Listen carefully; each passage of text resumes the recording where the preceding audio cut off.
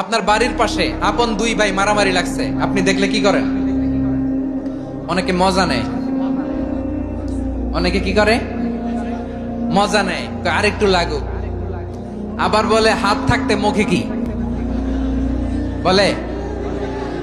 কপাল পোড়া, কপাল পোড়া। আফসোস তাদের জন্য, কপাল পোড়া।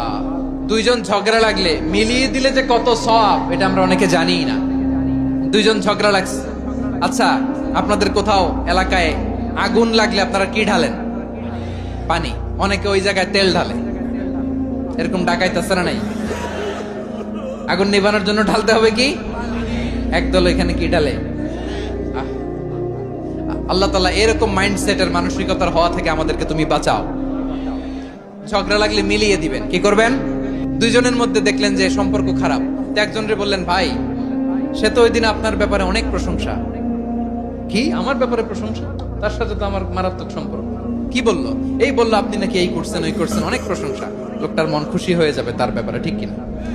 আবার তার সাথে যার ঝগড়া, ওরে যে বলবেন, ভাই ওই দিন তো সে আপনার অনেক অ্যাপ্রিসিয়েশন করলো, অনেক। সে তো অবাক, কি বলে কি আমার?